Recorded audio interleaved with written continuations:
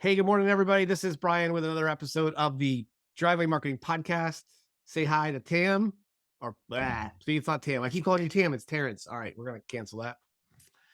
Um, hey everyone, Brian back for another episode of the Driveway Marketing Podcast.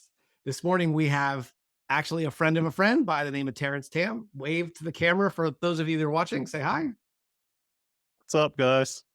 How's it going? And today we're taking our first dive down a road, which I know is going to be coming more, but we are going to be talking about how to use AI and not spend money on leads, right? That's kind of the what we're going to talk about. So I will say first, I want to shout out to my good friend, colleague, and business partner, Vance Morris, the Disney guy, because Disney is or Vance is the ultimate connector. Vance, thank you for connecting us. Uh, Terrence and I spoke about a month ago about some business things we want to work on, and then I'm like, "You got to get on the podcast," and he's like, "Absolutely." So, while the market that we serve here on driving marketing is a little different than what you do, so just realize that as you are listening to this, what people do easily connects to other service industries and other product industries. So don't get hung up on the, you know, your business is different. My business is different to something we hear in the Kennedy world all the time, and that's just a bunch of crap. It's not different. You provide a product or service, you sell to customers, and then hopefully they come back more and more and more and more. So anyway, so Terrence, why don't you share with us a little bit of your background? He does speak a little funny because he's from a different part of the world, but that's okay. Um, Well, thanks for the acceptance and thanks for the introduction. So my name's Terrence, and I was actually born in Sydney, Australia. This is going back 51 years ago, so just reveal my age.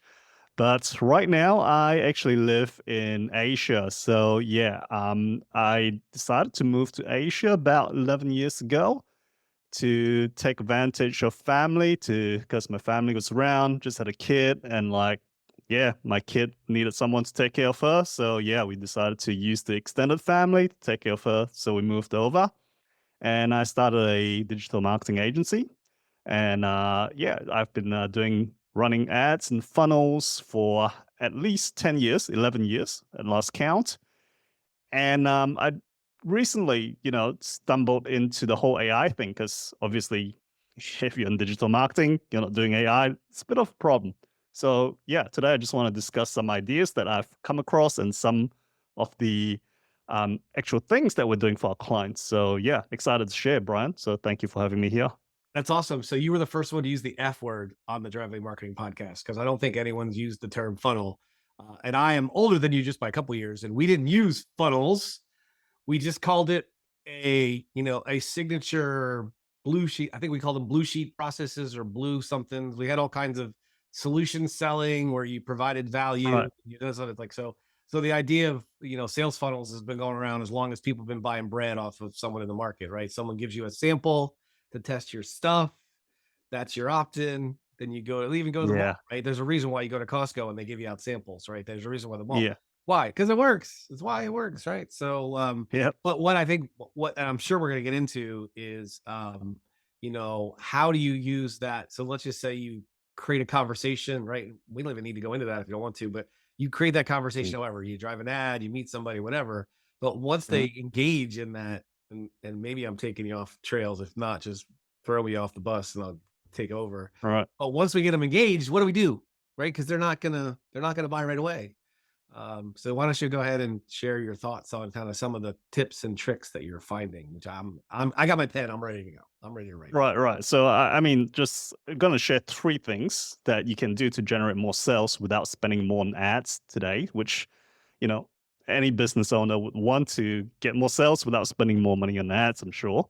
So, the first thing that I think AI has now enabled us to do, like with high effectiveness and results, is database reactivation. Don't be put off by the fancy thing, but it's like think of it as printing money out of thin air is the best way I would describe it from a marketer's perspective.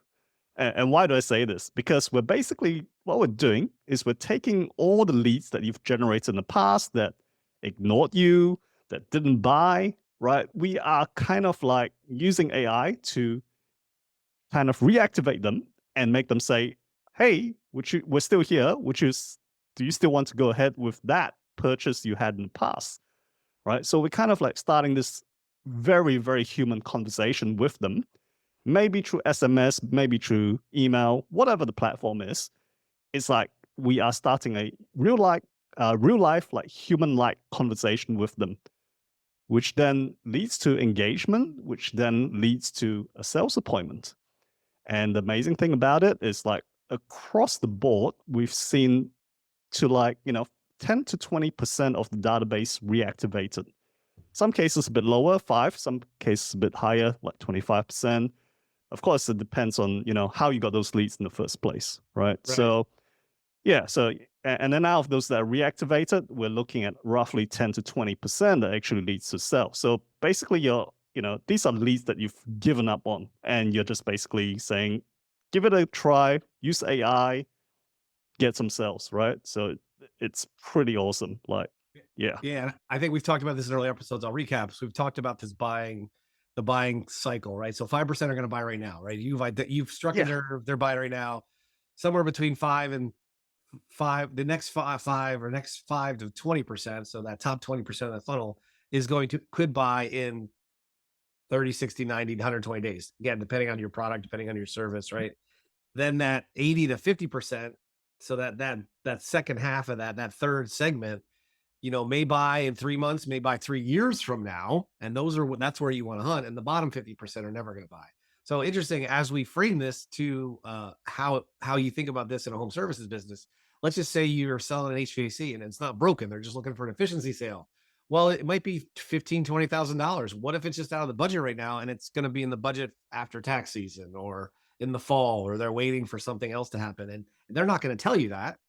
But if you don't continue to ask and talk to them, like what Terrence is talking about, they're never going to buy because they're going to go start the cycle again from scratch. You've already paid to acquire that conversation somehow, whether it was your time, your talent, your ads, whatever it was, there was some payment needed for that. So that's a really big takeaway there is you just don't give up, right? Most salespeople, a lot of the stuff we talk about and we work with our clients is most professional salespeople give up after 2 or 3 touches. But the average Mhm. consumer needs 7, 10, 20. It used to be 7 was the benchmark. Now it's much more than that. So don't be afraid to do that because if you don't, guess what? Your competitors are. So great. One big takeaway. So use some technology, use AI to reactivate those people who haven't purchased because they didn't buy, they may not have bought. And if they bought from someone else, they're going to tell you, go away. Yeah, You're annoying. that's Leave right. me alone. Yeah, and I guess the closest one I'm doing to home services, we are doing it for a solar panel company in Australia right now. So the results haven't come in yet, so I can't tell you exactly what's the results going to be. But yeah, It's gonna be the I same. think I can tell you because I service people in weird industries, and we focus yeah, this podcast on it's all the same, right? yeah, Buyers are can be buyers, any right? industry. So Yeah, now there's different, like the only things I will tell you that are different cycles: car yep, sales, home hmm, sales, insurance. Like yep, those are the ones that are the kind of the where there's an emotional, like if you need a car, you need a car. If you want a yeah, house, that's right. what's the reason you're doing your house? There's a lot of psychology involved, right? But as far as 97% of all businesses that exist, there's going to be some close rate. You're going to get so many leads, you're not going to close them all. And Mhm. there's going to be gaps. And right. So we're talking about how do we fill the gaps and turn that into cash, right? Which I love. I love cash. So go ahead. All right. Yeah, So one, we're going to use AI to reactivate the database. And so a lot of people so if you don't have a database, you need to have one. So if you're not tracking your leads, right, you can't just pretend that Facebook or Google is a benign entity that wants to just no, they want to burn a hole in your card, right? So since you got yep, that information, you got to do something with it. So all of us digital marketers that talk to you about stay in contact with your clients and build a funnel and do that. The reason why we say that hmm, is because it works.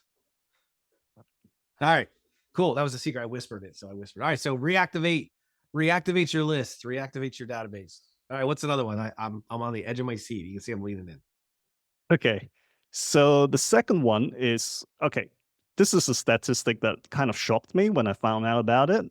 Was that up to 78% of businesses actually give, sorry, 78% of customers give their business to the company that responds the first. So if you're like, yeah, my sales team gets back to them in 2 hours, you probably lost the deal because If your competitors getting back to them faster, you're probably going to lose the deal.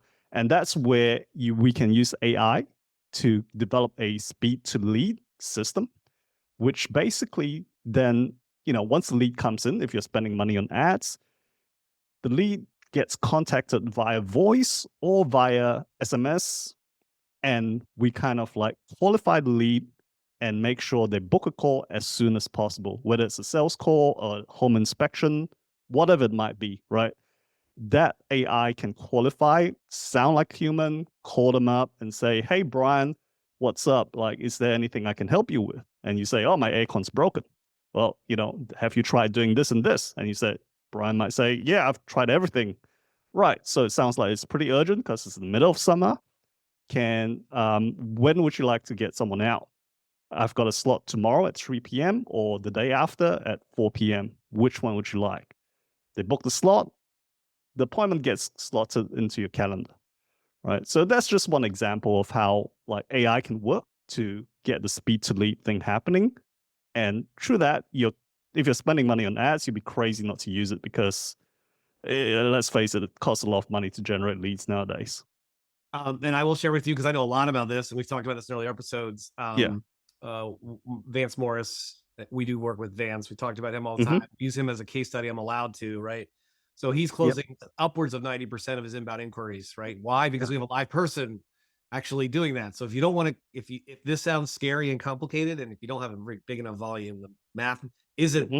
is the math isn't as simple as it is, and what Terrence is talking about takes some time and effort, and but Yeah. at least answer your damn phone. So start with that. So if you just do nothing else, have a live person answering your phone, and if the live person says, the person you talk to is out and they're going to call you at 3 o'clock, then set the appointment for 3 o'clock and call them at 3 o'clock, right? One of the coolest thing I ever saw, I was waiting for food lunch a couple months ago. Some locksmith was doing work on a commercial thing, and he's like, "Hi, this is Brian's locksmith. This is Brian. Can I help you?" And then the woman's like, "I need a price to do something." He's like, "Great. I just wanted I only answered the phone because I wanted to make sure you weren't locked out of your car." Right? The classic Hmm. small business thing. What a great pitch. Hey, listen, I've got your number. I'm going to call you in an hour. I'll be able to give you a proper price. I just wanted to make sure your dog wasn't locked in a car and you were somewhere else, because I would have then sent an emergency tech out to help you. So again, same idea. You can use technology to do that. You can use AI. These voice agents are going to be coming, whether you want them or not. They're on route. It'll be really interested to see the customer adoption, to see how they want it. I think us marketers want it more than some of the customers do. Um, I've done some surveys with millennials or the Gen X, Gen Zers. If they need Hmm. to talk to a person, they want to talk to a person because they've already done the robot thing to ask the questions and they Hmm. can't get an answer. So we'll be curious how Hmm. to see adoptions, but speed to lead, using AI to make it better, right? Even especially on the texting stuff, if you can get them to text, it's fantastic. Hmm. And because most people are calling from their mobiles, right?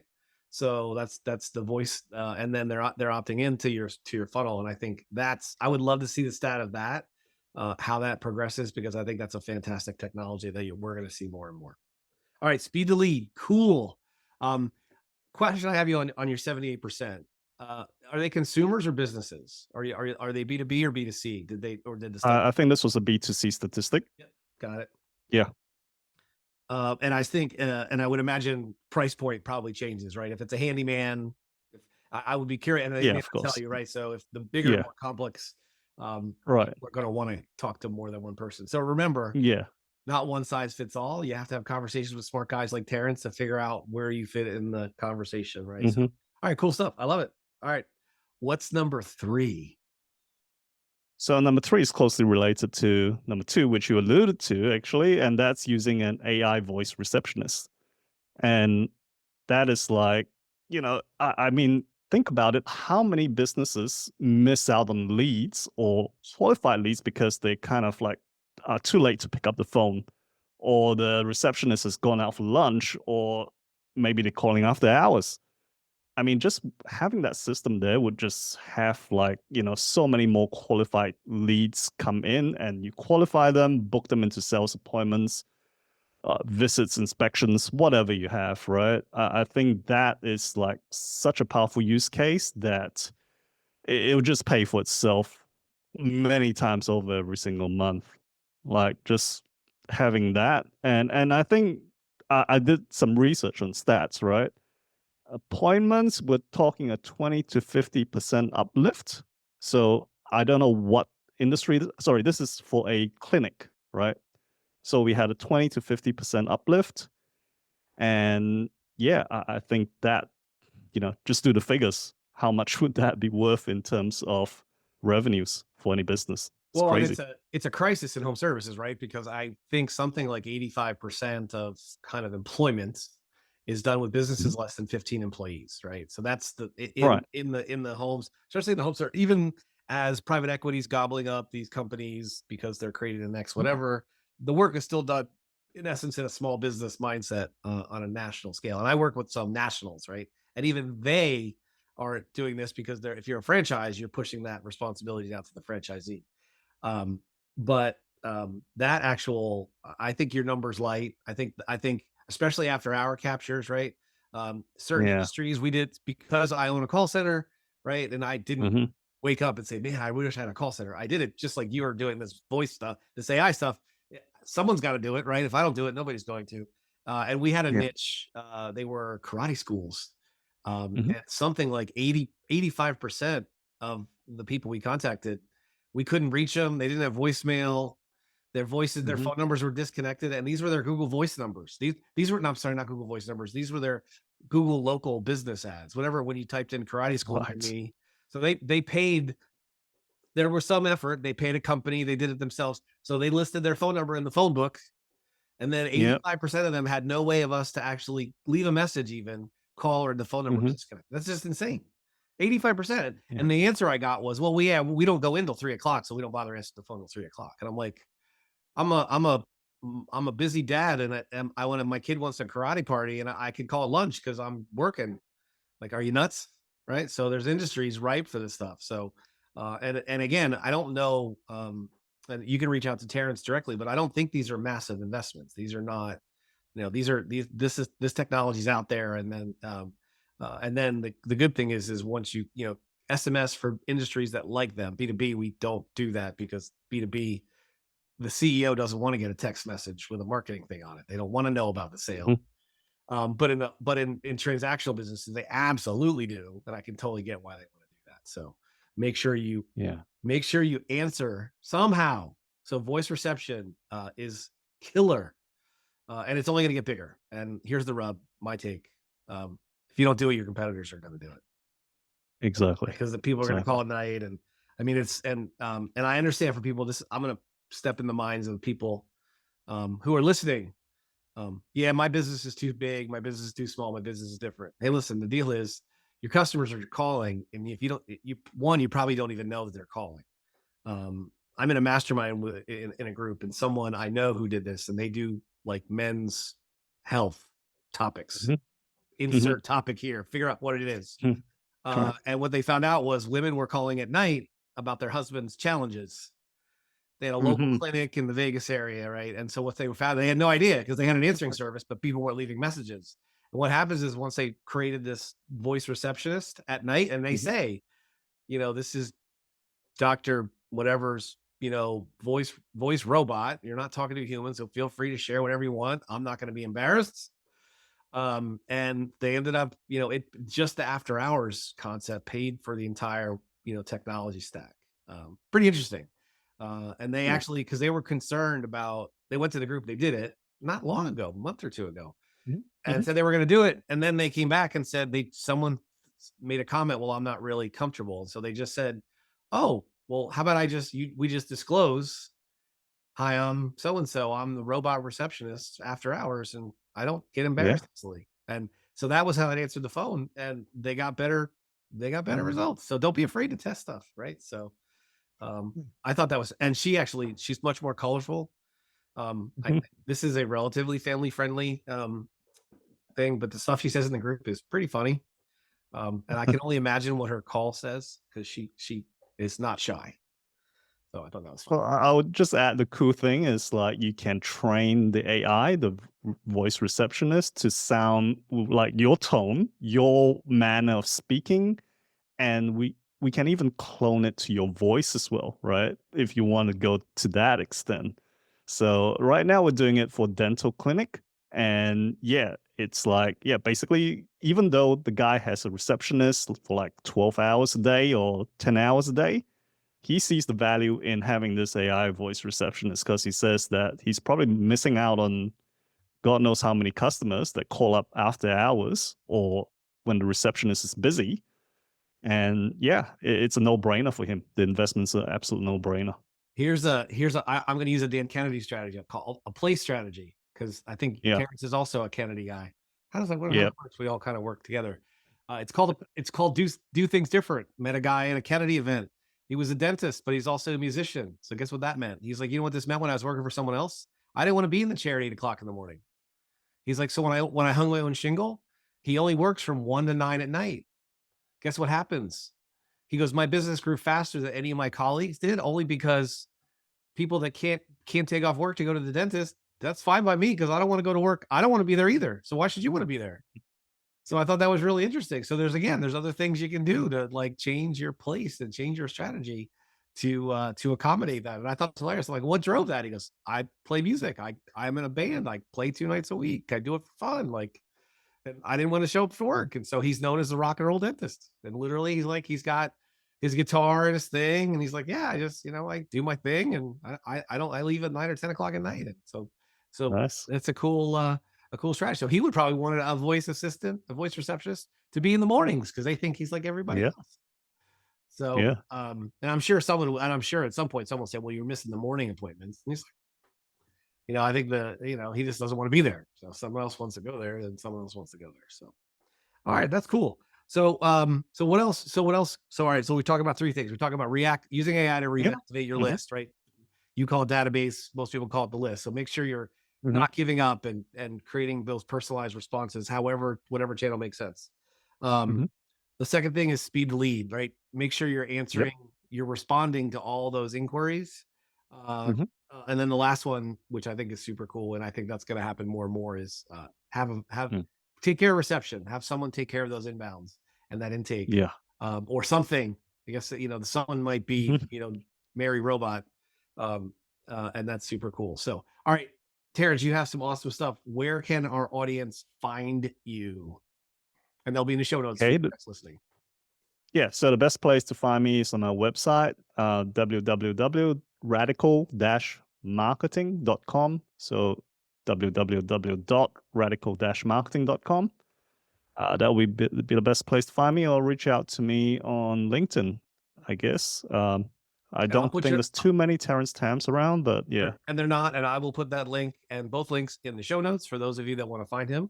We'll make sure you get access to him. So, Terrence, thank you so much for being here. Thank you for my friends from Rock Creek Coffee for sponsoring today's episode. It's early morning for me, and for those of you listening, I'm tipping my cup of coffee for my real MVP coffee mugs that I just got for myself. I'm very excited about those. It's late at night for Terrence where he's in the world, so he's probably not drinking coffee this time. He might be having Yeah. perhaps something fermented in his part of the world, whatever the local Yeah. hutch is, as they say. Chamomile tea or something, maybe. Yeah. Anyway, thanks everyone. Thank you everyone for listening, and thank you for being a part of this Driveway Marketing Podcast. Terrence, thanks for being a part of it. I appreciate you, and you have an amazing day, everybody.